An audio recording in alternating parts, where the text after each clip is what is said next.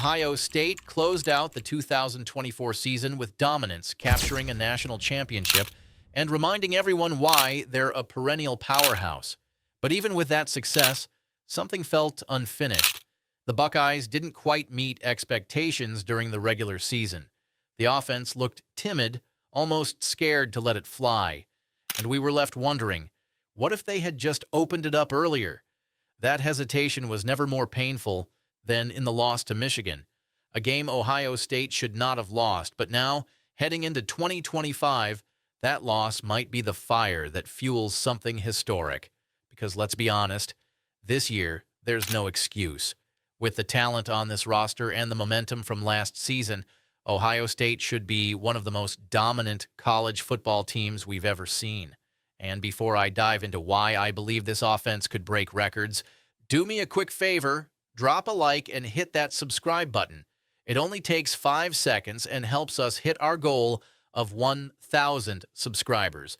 You can always change your mind later, but it really supports the channel and keeps videos like this coming. The quarterback situation, Julian Sayin's time. Let's start with the biggest storyline, the quarterback. Props to Will Howard. He won a title and played near-perfect football down the stretch. But with him moving on, all eyes are on Julian Sayin. And from everything we've seen and heard, he looks like the real deal. Sure, Lincoln Kienholz is still in the mix, and Ryan Day has kept the competition alive.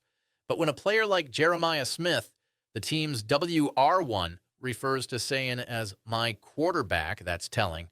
Sayin might not be the biggest guy at 6 feet 1 inch, 203 pounds, but his quick release, poise, and arm talent set him apart. His processing is already elite for his age, and teammates say he's laser-focused and unshakable. While he hasn't taken many meaningful snaps yet, his teammates have seen enough in practice and film sessions to believe he's the guy. And with a more aggressive playbook in 2025, especially with Chip Kelly now in the picture, Sayin is walking into a perfect storm.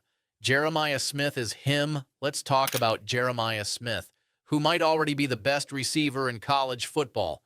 As a true freshman, he put up 1,300-plus yards and 15 touchdowns, averaging over 17 yards per catch, and that was with a conservative offense for much of the season. Smith is unguardable. He's got NFL-level hands, body control, and ball tracking at just 19 years old. Whether it's a screen, a deep shot, or a contested catch with 2 defenders draped on him, he delivers. With Sayin willing to take chances and give him toss-ups, Smith's ceiling is even higher this season. Expect more vertical shots, more broken defenses, and more highlight reel moments. Supporting cast, Tate, Innes, and the loaded receiver room.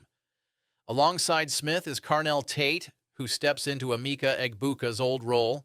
Tate had 733 yards and 4 touchdowns last year and brings continuity to this offense. His chemistry with Smith is obvious, and defenses won't be able to double one without getting burned by the other. Then there's Brandon Innes, a junior finally getting his shot in the slot.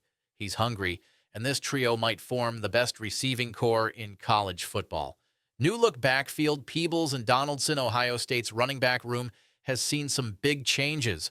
With Tre'Veyon Henderson and Quinshon Judkins heading to the NFL, it's now up to James Peebles and C.J. Donaldson to lead the way. Peebles recently spoke to the media about stepping into a bigger role, saying he feels physically ready and has learned a ton from last year's veterans.